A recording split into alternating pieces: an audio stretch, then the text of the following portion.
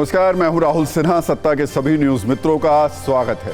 सत्ता की शुरुआत में सत्ते पे सत्ता, यानी 7 खबरें और दिलचस्प जानकारियां।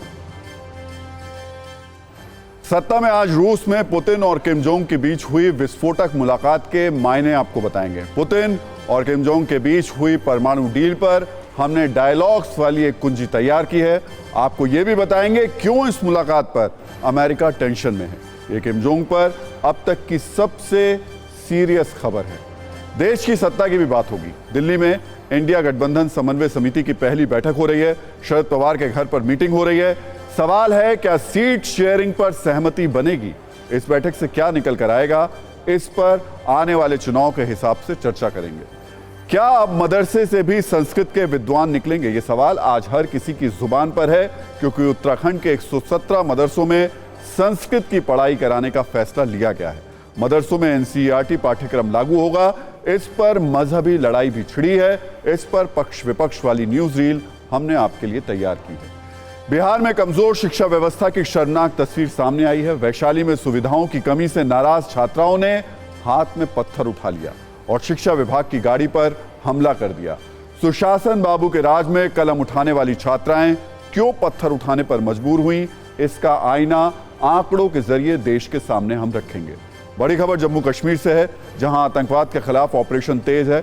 आज अनंतनाग में सुरक्षा बलों ने 2 आतंकवादियों को मार गिराया। कार्रवाई में सेना के कर्नल समेत 3 जवान भी शहीद हो गए। भारत के आईफोन यूजर्स के लिए एक बड़ा अपडेट यह है कि पहली बार भारत और अमेरिका में एक साथ आईफोन लॉन्च किया गया। एप्पल के बढ़ते भारत प्रेम पर हमने 5 नोटिफिकेशन वाली एक कुंजी तैयार की है। इसमें दाम, फीचर्स और चीन को लगी चोट, सब पर चर्चा होगी। और उज्ज्वला स्कीम के तहत अब सरकार 75 लाख नए एलपीजी कनेक्शन बांटेगी। 75 लाख नए एलपीजी कनेक्शन को केंद्रीय कैबिनेट ने मंजूरी दे दी है। नए कनेक्शन पर अगले 3 वर्षों में 1650 करोड़ रुपए खर्च होंगे। तो सत्ता में आज सबसे पहले बात करते हैं उस इंटरनेशनल सत्ता की जिसकी चर्चा दुनिया भर में है, जहां परमाणु हथियारों से लैस 2 देशों के राष्ट्राध्यक्षों के बीच हुई विस्फोटक मुलाकात पर सबकी नजर है। एक शब्द जो इस मुलाकात से निकल कर आया है, उसने हर किसी को डरा दिया है। वो शब्द है परमाणु डील। किम और पुतिन की इस मीटिंग से अब तक जो निष्कर्ष निकला है, उसे सरल भाषा में समझाने के लिए हमने सत्ता की 3 डायलॉग वाली कुंजी तैयार की है। इसे थोड़ा ध्यान से देखिए और ध्यान से समझिए। पहले डायलॉग में टैंक, तोप और परमाणु हथियार वाला संवाद है। इसके कीवर्ड्स आपको स्क्रीन पर दिखाई दे रहे हैं, जिसमें पुतिन किम जोंग से कह रहे हैं कि टैंक, तोप, परमाणु हथियार सब कुछ मिलेगा दोस्त। अब किम जोंग वाला संवाद भी देख लीजिए। किम जोंग ने यह जताया कि वो रूस की मदद करने में पीछे नहीं रहेगा। किम जोंग ने रूस को प्लूटोनियम देने का वादा किया है। वहीं नॉर्थ कोरिया के साथ खदानों वाली डील भी हुई है। किम ने पुतिन के लिए प्लूटोनियम की खदानें खोल दी हैं। पुतिन और किम जोंग के संवाद में सिर्फ हथियारों की फैक्ट्री का जिक्र नहीं है, बल्कि अनाज के भंडार वाली डील भी इसमें शामिल है। बताया जा रहा है कि रूस की तरफ से नॉर्थ कोरिया को अनाज और दवाइयों की सप्लाई हो सकती है। इस पर भी आज बात हुई है। कहा तो यह भी जा रहा है कि रूस को किम जोंग की तरफ से भी नॉर्थ कोरिया की लोकल तोप, टैंक और अन्य मिलिट्री हथियार मिल सकते हैं। ये डील, ये मुलाकात रूस के वोस्तोशिनी में जरूर हुई, लेकिन इसका असर वॉशिंगटन से बीजिंग तक है। इसे आप ऐसे भी समझ सकते हैं कि जब किम और पुतिन मिल रहे थे तो बाइडेन चिढ़ रहे थे। सवाल यह भी कि किम पुतिन की जोड़ी से क्या परमाणु खिचड़ी पक रही है? हमेशा न्यूक्लियर हथियारों की बात करने वाले तानाशाह किम जोंग ने पुतिन के पास जाकर फिर परमाणु चैटिंग की। जब भी आप किम जोंग और उनसे जुड़ी खबर सुनते हैं या नाम सुनते हैं तो सन की तानाशाह लिख लिख कर किम का चरित्र चित्रण किया जाता है और मजाक में उसको टाल भी दिया जाता है। लेकिन आज जो खबरें और तस्वीरें सामने आई हैं, वो यही बताती हैं कि ये किम जोंग उन पर अब तक की सबसे सीरियस खबर है। इसे हल्के में बिल्कुल भी नहीं लेना चाहिए। पुतिन और जिनपिंग की मुलाकात की कई तस्वीरें सामने आई हैं, जिसकी चर्चा जो लगातार की जा रही है। किम जोंग मंगलवार को अपनी हाईटेक ट्रेन से रूस के शहर व्लादिवोस्तोक पहुंचे थे। यह जगह रूस और नॉर्थ कोरिया सीमा से करीब 127 मील दूर है। किम जोंग के साथ मिलिट्री के टॉप कमांडर भी थे। इसके अलावा पुतिन और किम जोंग की मुलाकात वाली तस्वीर, हाथ मिलाने वाली तस्वीर की हर चर्चा हर तरफ हो रही है। इतना ही नहीं, पुतिन और किम ने साथ में कॉस्मोड्रोम रॉकेट कंस्ट्रक्शन साइट का भी जायजा लिया। इस दौरान किम जोंग की बॉडी लैंग्वेज की चर्चा भी कम नहीं रही। पुतिन से मुलाकात के दौरान किम जोंग के चेहरे का हाव भाव, नजरें, बंद मुट्ठी, सबके अलग अलग मायने निकाले जा रहे हैं, क्योंकि इसे सिर्फ एक मुलाकात के तौर पर नहीं देखा जा रहा, इसे दुनिया के दो शक्तिशाली देशों के मिलन के तौर पर भी माना जा रहा है। रूस और अमेरिका के बीच वर्चस्व की जंग जग जाहिर है। यूक्रेन युद्ध को लेकर भी दोनों देश आमने सामने हैं, लिहाजा इस युद्ध के बीच इस मुलाकात से अमेरिका न सिर्फ बेचैन है बल्कि भड़का हुआ भी है। चीन भी इसके अलग मायने निकाल रहा है। 2 मिनट 35 सेकंड की न्यूज रील में देखिए कि कैसे विस्फोटक मीटिंग के बाद बयानों के बम फूट रहे हैं।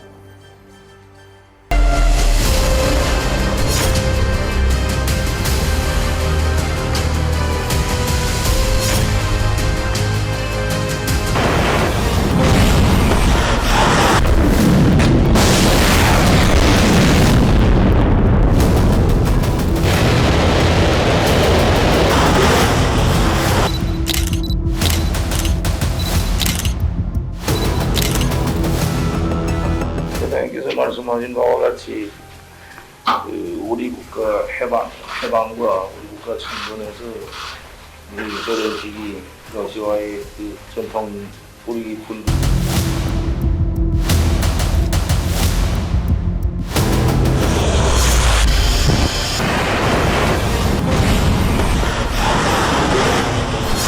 우린 잊지 않고 앞으로 지금 시점에서 서로 관계를 우리 대외 정책에서 제1순으로 제일 최종되지 않는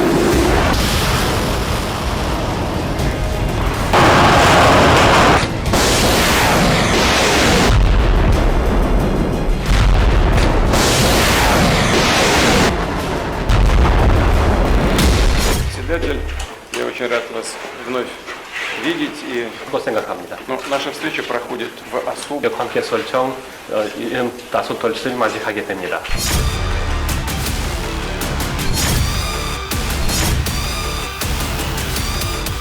반대사주 전선에서 언제나 러시아와 함께 있을 것임을 다시 이 기회에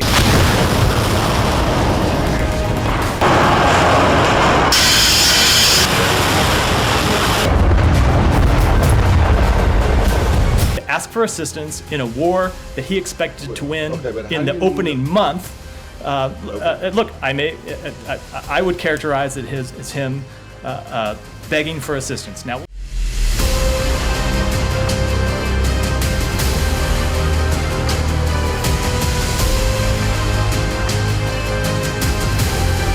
朝鲜领导人对俄罗斯的访问是朝俄之间的安排，中朝是山水相连的友好邻国。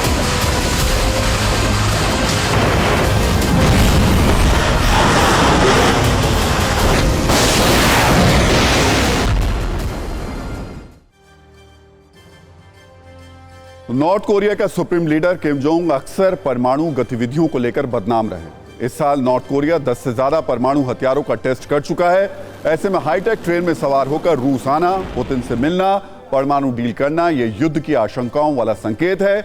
यहां पर आपको यह भी बता दें कि ऐसा पहली बार नहीं है जब किम जोंग किसी दूसरे देश में ट्रेन से गए हैं। साल 2019 में किम जोंग उस वक्त अमेरिकी राष्ट्रपति ट्रंप से मिलने ट्रेन से वियतनाम गए थे।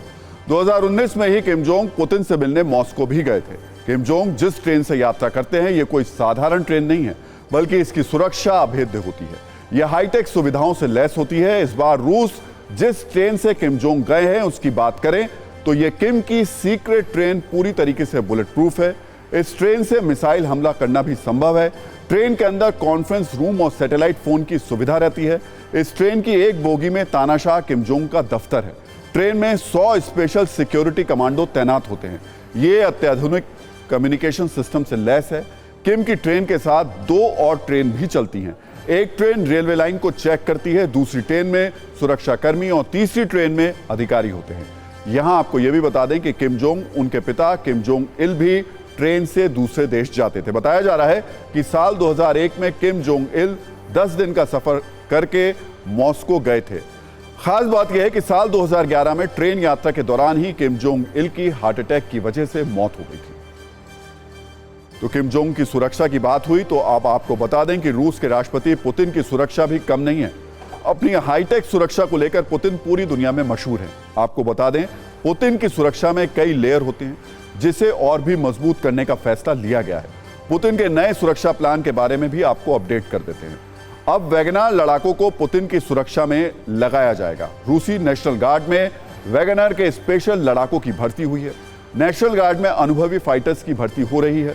बाखमुत जैसे खतरनाक मोर्चे पर जंग लड़ने वाले लड़ाके पुतिन की सुरक्षा करेंगे। पुतिन की सुरक्षा में अलग अलग लेयर्स में वैगनर लड़ाके तैनात होंगे। भारत के एसपीजी की तर्ज पर एसबीपी वाले कमांडो सुरक्षा में करते हैं। एसबीपी में कुल 2400 लोग सुरक्षा में तैनात रहेंगे।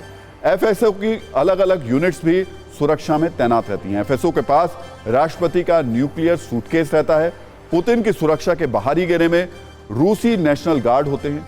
रूसी खुफिया एजेंसी एफएसबी के साथ तालमेल बिठाकर ये काम करते हैं। एफएसओ की टीम बिना किसी वारंट के किसी से भी पूछताछ कर सकती है, अरेस्ट कर सकती है। इसके अलावा पुतिन की सुरक्षा के बाहरी घेरे में रूसी नेशनल गार्ड होते हैं, जो रूसी खुफिया एजेंसी एफएसबी के साथ तालमेल बिठाकर चलते हैं और जरूरत और स्थान के हिसाब से ये स्थानीय पुलिस या दूसरी सुरक्षा एजेंसियों की तैनाती कराते हैं। और सत्ता में अब बात संस्कृत पर शुरू हुए ऐसे मजहबी और सियासी संग्राम की, जिसका एपिसेंटर है देवभूमि यानी उत्तराखंड। देवभूमि के मदरसों में एक अनोखा भाषाई प्रयोग शुरू हुआ है, जिसके बाद कुछ दिलचस्प सवाल ट्रेंड कर रहे हैं। क्या एक वक्त ऐसा भी आएगा जब उत्तराखंड के मदरसों में संस्कृत में बातचीत होगी? क्या उत्तराखंड के मदरसों के अंदर भविष्य में संस्कृत की सत्ता भी नजर आएगी? सवाल यह भी कि आने वाले वक्त में संस्कृत के विद्वान उत्तराखंड के मदरसों से भी निकलेंगे। इन सवालों की वजह है उत्तराखंड से आई एक खबर, जिसमें बताया गया है कि देवभूमि के मदरसों में अब संस्कृत भाषा भी पढ़ाई जाएगी। हैरान करने वाली बात यह है कि अब इस संस्कृति को लेकर के नई जंग शुरू हो गई है। इस पर हमने न्यूज मित्रों के लिए सत्ता की 3 कुंजी तैयार की। पहली खबर में मदरसों में संस्कृत वाले नए प्रयोग पर बात करेंगे। दूसरी कुंजी में आपको दिखाएंगे कैसे सियासत के जरिए संस्कृत में मजहब का रंग घोला जा रहा है। और तीसरी कुंजी में समझेंगे आखिर भाषा से इस नफरत के पीछे की वजह क्या है। लेकिन सबसे पहले खबर को समझ लीजिए। उत्तराखंड के 117 मदरसों में संस्कृत पढ़ाए जाने का फैसला लिया गया है। उत्तराखंड के मदरसों में अब एनसीईआरटी का पाठ्यक्रम लागू होगा, यानी हिंदी अंग्रेजी की तरह दूसरे विषयों के साथ संस्कृत की शिक्षा भी छात्रों को दी जाएगी। हालांकि पहले चरण में सिर्फ 4 मदरसों में संस्कृत पढ़ाने की शुरुआत होगी। मदरसों में संस्कृत पढ़ाने का यह फैसला उत्तराखंड वक्फ बोर्ड की ओर से लिया गया है। लेकिन इस खबर के आते ही उत्तराखंड से विवाद की नई चिंगारियां भी उठने लगी हैं। ऐसे कई मौलाना हैं जिन्हें उत्तराखंड सरकार का फैसला बहुत चुभ रहा है और वो भड़के हुए।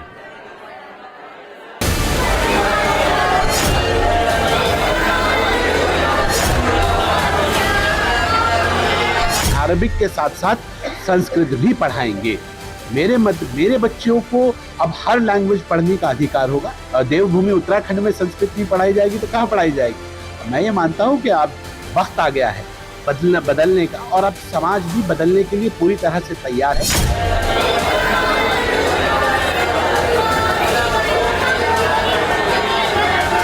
मदारिस के अंदर संस्कृत को लाने की बात करना, ये कॉन्स्टिट्यूशन में जो अधिकार माइनॉरिटीज़ को दिए हुए हैं उन अधिकारों में आप हस्तक्षेप कर रहे हैं।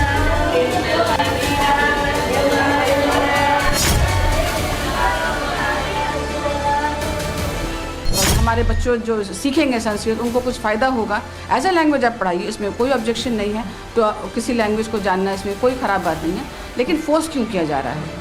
हमारे बच्चे पढ़ के संस्कृत पढ़ के करेंगे क्या? आप उनको बेसिक लैंग्वेज सिखा दीजिए।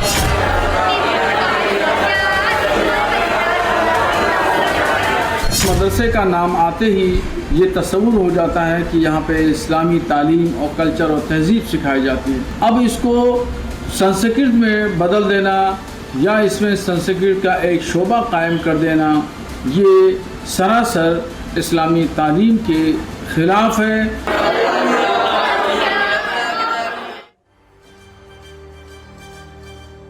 तो मदरसों में दी जा रही तालीम को लेकर आज हमने सत्ता की एक कुंजी भी तैयार की है, जो कुछ दिलचस्प तथ्यों से भरपूर है। दरअसल मदरसों को खासतौर पर इस्लाम की तालीम देने के लिए बनाया गया।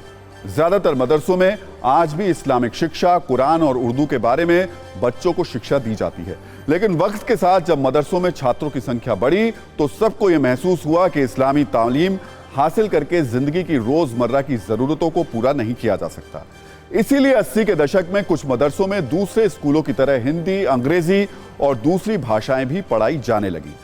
लेकिन जैसा कि हमने बताया, यह व्यवस्था बस कुछ ही मदरसों तक कायम है।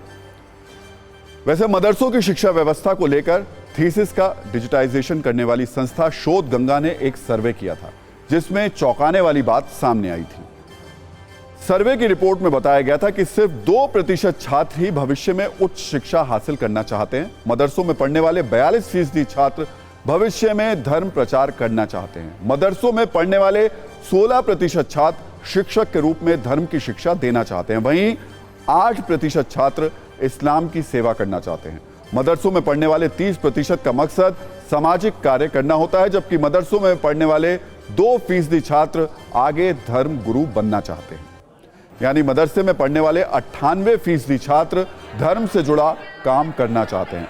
मदरसों के पढ़ाई का यही मॉडल हमेशा सवालों की बड़ी वजह है। लेकिन अब मजहबी तालीम के साथ मदरसों में मॉडर्न एजुकेशन पर भी जोर दिया जा रहा है। लेकिन सियासतदानों ने इसमें भी हिंदू, मुस्लिम और धर्म वाला एंगल तलाश लिया है।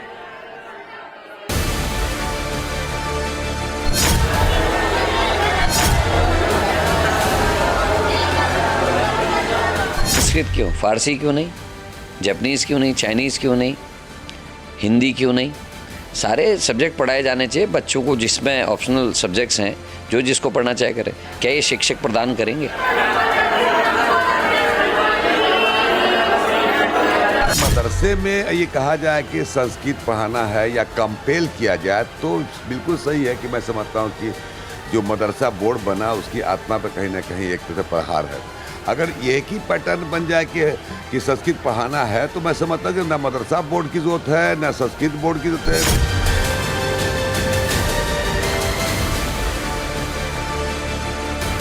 एजुकेशन सिस्टम को सैफोनिफाई करने के लिए कोशिश कर रहे हैं। ये उन्हीं का एक पार्ट है, चुनाव के लिए कर रहा है। देश का आदमी इसको सपोर्ट नहीं करेंगे, क्योंकि यहाँ पर हर एक इंडिविजुअल रिलीजियन में आस्था रखने का अधिकार आदमी को है।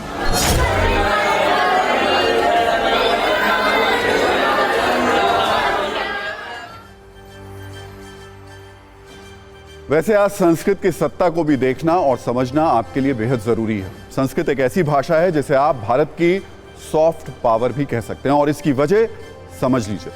संस्कृत में दुनिया की किसी भी भाषा से ज्यादा शब्द हैं। संस्कृत के शब्दकोश में 102 अरब 78 करोड़ 50 लाख शब्द मौजूद हैं। यूनाइटेड नेशन ऑर्गेनाइजेशन के मुताबिक 97% भाषाओं के शब्द या तो संस्कृत भाषा से लिए गए हैं या फिर इससे प्रभावित हैं। साल 2016 में संयुक्त राष्ट्र के चार्टर का संस्कृत में अनुवाद भी किया गया था। आपको जानकर हैरानी होगी कि लंदन, आयरलैंड के कई स्कूलों में संस्कृत अनिवार्य विषय है, जबकि 17 देशों की कम से कम एक यूनिवर्सिटी में संस्कृत भाषा पढ़ाई जाती है। इसके अलावा चीन, तिब्बत, थाईलैंड की भाषाओं में संस्कृत से मिलते जुलते शब्द हैं। यानी मौजूदा वक्त में अंग्रेजी की आंधी के बीच भी संस्कृत भाषा अपने सम्मान के साथ खड़ी है, और अब यह संस्कृत मदरसों तक पहुंचने वाली है। अब राजनीतिक सत्ता की बात कर लेते हैं, जिसमें आज का मौका प्रधानमंत्री नरेंद्र मोदी के लिए स्वागत सम्मान का है। G20 के शानदार आयोजन के बाद आज बीजेपी मुख्यालय में प्रधानमंत्री नरेंद्र मोदी का स्वागत सम्मान किया जा रहा है। आज बीजेपी में G20 की उस कामयाबी का जश्न है जिसकी चर्चा दुनिया में है। G20 में भारत को 5 बड़ी कामयाबी मिली है। वैश्विक मंच पर भारत की स्वीकार्यता बढ़ी है। भारत और अमेरिका एक दूसरे के और करीब आए हैं। रूस का भरोसा भारत पर पहले से ज्यादा बढ़ा है। AU की G20 सदस्यता से जो अफ्रीकन यूनियन आई है उससे और भारत की स्थिति मजबूत हुई है। India, middle east, Europe economic corridor से नया रास्ता खुला है। जैसे ही प्रधानमंत्री नरेंद्र मोदी बीजेपी दफ्तर पहुंचेंगे, हम आपको वहां पर लेकर चलेंगे, क्योंकि वहां पर उनके स्वागत के लिए जबरदस्त तैयारियां की गई हैं। एक तरफ G20 की शानदार कामयाबी के लिए प्रधानमंत्री नरेंद्र मोदी के स्वागत और सम्मान की खबर है, तो दूसरी तरफ 2024 के चुनाव की तैयारी भी काफी तेज हो गई है। सीट शेयरिंग के मुद्दे पर आज इंडिया गठबंधन के नेताओं की 4 बजे बैठक शुरू हुई। इस बैठक की चर्चा करें उससे पहले एक तस्वीर आपको दिखाते हैं। ये तस्वीर दुबई एयरपोर्ट की है। यहां पश्चिम बंगाल की मुख्यमंत्री ममता बनर्जी और श्रीलंका के राष्ट्रपति रानिल विक्रमसिंघे की मुलाकात हो गई और भारत की लोकल पॉलिटिक्स पर चर्चा भी शुरू हो गई। वहीं अचानक रानिल ने ममता बनर्जी से पूछा क्या वो विपक्षी गठबंधन का नेतृत्व करने जा रही हैं। ये श्रीलंका के राष्ट्रपति ने उनसे पूछा। इस पर ममता बनर्जी मुस्कुराते हुए उन्होंने जवाब दिया, ये लोगों और विपक्ष के रुख पर निर्भर करता है। ममता बनर्जी और रानिल विक्रमसिंघे के बीच की जो बातचीत हुई उसका एक छोटा सा वीडियो है जिसको आप देखिए, जिसका असर काफी दूर तक होने वाला है। खैर ये वीडियो हम आपको दिखाएंगे बाद में, लेकिन गौर करने वाली बात यह है कि ममता बनर्जी ने जो बात कही उसके मायने कई हैं, लेकिन पहले एक बार सुन लेते हैं ममता बनर्जी ने कहा क्या। Yes, can I ask you one question? Yes. Are you going to leave the opposition alliance? Oh my God. You're all wondering, huh? It depends on people, you know. Yeah, we believe that. You have not answered you. Okay. Yes, sir, I answered. No, no, is she going to leave the opposition alliance? Sir, opposition may be position also.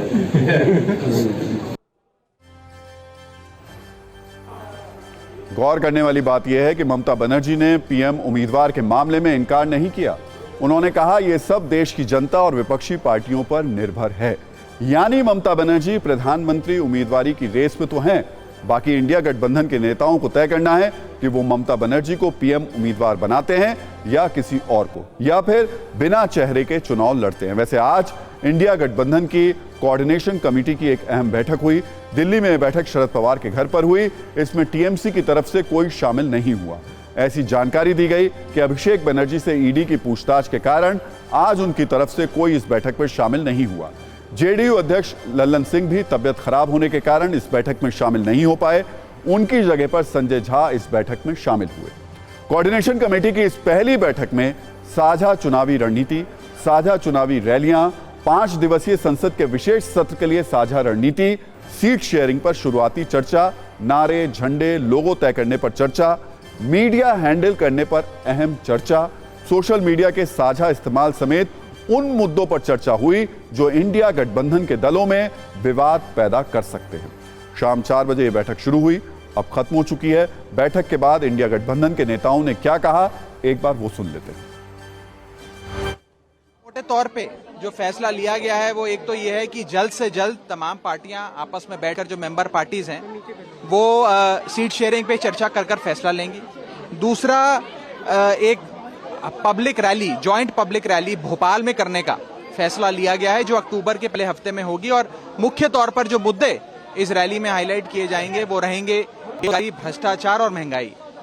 तीसरा फैसला जो लिया गया है वो ये है कि रिस्पेक्टिव मेंबर पार्टीज हैं वो कास्ट सेंसस के मुद्दे को उठाएंगी।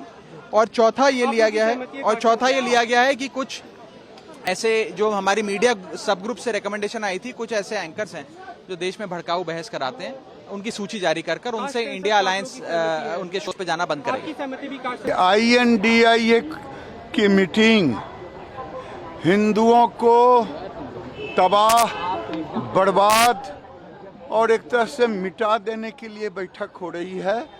ये तो तमिलनाडु के मंत्री ने कह ही दिया कि इंडिया का एजेंडा ही है सनातन हिंदुओं को समाप्त करना। और सत्ता की अगली खबर, दुनिया की सबसे बड़ी टेक कंपनी एप्पल और विश्व का मैन्युफैक्चरिंग अड्डा बन रहे नए भारत की संभावनाओं से जुड़ी हुई है। यह खबर है उस आईफोन 15 की जिसे लंबे इंतजार के बाद एप्पल की तरफ से लॉन्च कर दिया गया। इस सीरीज के तहत 4 मॉडल्स को एप्पल ने लॉन्च किया है, लेकिन इस खबर में भारत के लिए भी बहुत शुभ संकेत है, क्योंकि जिस चीन को दुनिया की सबसे बड़ी मैन्युफैक्चरिंग पावर कहा जाता है उसका अब सीन बदल रहा है और तिरंगे वाले उत्साह का संचार हो रहा है। इसलिए हमने आज इस खबर पर आपके लिए सत्ता की 3 कुंजी तैयार की हैं। पहली कुंजी में आपको बताएंगे आईफोन 15 कब से मिलेगा, इसकी कीमत क्या होगी। ऐसा पहली बार हुआ है जब आईफोन अमेरिका के साथ साथ भारत में लॉन्च हुआ। एक लॉन्च के ये शुभ संकेत क्या हैं और आईफोन 15 से कैसे जिनपिंग को जोर का झटका लगा है, ये भी आपको बताएंगे। सबसे पहले हम आपको आईफोन 15 के बारे में कुछ जरूरी और आपके काम की जानकारी दे देते हैं। आज आईफोन 15 सीरीज के 4 मॉडल लॉन्च हुए। इसमें iPhone 15, iPhone 15 plus, iPhone 15 pro और आईफोन 15 प्रो मैक्स शामिल हैं। लेकिन इनकी कीमत कितनी है वो आपको पहले हम बता देते हैं। आईफोन 15 के 128 GB वेरिएंट की कीमत सबसे कम है, जो 79,900 रुपये रखी गई है, यानी करीब 80,000 रुपये। आईफोन 15 प्लस के 128 GB वेरिएंट की कीमत लगभग 90,000 रुपये रखी गई है। इसके अलावा आईफोन 15 प्रो के 256 GB वेरिएंट की जो कीमत है वो 1,44,900 रुपये है, जबकि iPhone 15 pro max 1 terabyte variant की जो कीमत है वो 1,99,900 रुपये, यानी करीब 2 लाख रुपये है। आपके मन में एक सवाल ये भी होगा कि आईफोन 15 कब से मिलेगा, तो इसकी तारीख है 15 सितंबर, जब शाम 5:30 बजे से इसकी प्री बुकिंग शुरू हो जाएगी। इसके अलावा 22 सितंबर से यह भारत में एप्पल स्टोर पर भी मिलने लगेगा। अब आपको जल्दी से यह भी समझा देते हैं कि आखिर आईफोन 15 में इस बार क्या खास है। जैसे आईफोन 15 और आईफोन 15 प्लस की बात करें तो इसके नए नए रंग अब उतारे गए हैं, जबकि USB-C कनेक्टर इसमें दिया गया है, लेकिन इससे ट्रांसफर की स्पीड कम होगी।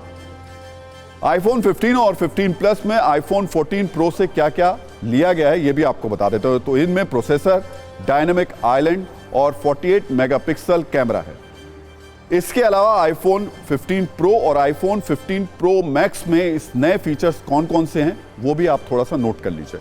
इनमें है USB-C कनेक्टर, लेकिन इससे ज़्यादा स्पीड से ट्रांसफ़र होगा। इसके अलावा टाइटेनियम की बॉडी, नया camera system, telephoto lens, action button, wifi 6E और थ्रेड भी मिलेगा, जो इंटरनेट से जुड़े घरेलू उपकरणों की होम नेटवर्किंग में काम आता है। आईफोन 15 प्रो और आईफोन 15 प्रो मैक्स में पिछले साल जैसा क्या है, अब सवाल ये है। तो इसका जवाब है डायनामिक आइलैंड। फ़ोन का डिज़ाइन पिछले साल जैसा ही है, स्क्रीन और फ़ोन का ओवरऑल लुक। फ़ोन 19 ग्राम हल्का ज़रूर है, बाकी दिखता बिल्कुल वैसा ही है। दुनिया की सबसे बड़ी टेक कंपनी एप्पल अपने प्लान में नए भारत की शक्ति को पहचानते हुए उसकी भूमिका बढ़ा रही है, और भारत भी इसे टेक्नोलॉजी मैन्युफैक्चरिंग की दुनिया में अपने बूस्टर के तौर पर देख रहा है। सबूत है पहला ऐसा मौका जब एप्पल का कोई आईफोन अमेरिका के साथ भारत में लॉन्च हुआ। इसमें भारत के लिए शुभ संकेत क्या है? पहली बात, एप्पल चीन से दूरी बनाना चाहता है और भारत इसके लिए एप्पल का सबसे बड़ा प्लेयर है। दूसरा संकेत, एप्पल चीन पर अपनी निर्भरता कम कर रहा है। चीन से एप्पल के उत्पादन का बड़ा हिस्सा भारत शिफ्ट करने की तैयारी की जा रही है। भारत एप्पल के लिए पिछले कुछ वर्षों में बड़ा टेक बाजार बनकर उभरा है, और इसका सबूत है एप्पल का ग्रोथ रेट, जो हर साल डबल डिजिट यानी 2 अंकों में बढ़ रहा है। हाल ही में चीन से यह खबर भी सामने आई थी कि जिनपिंग ने सरकारी अधिकारियों के आईफोन के इस्तेमाल पर रोक लगा दी थी। इसके बाद से एप्पल को भारत में और भी संभावनाएं नजर आ रही होंगी।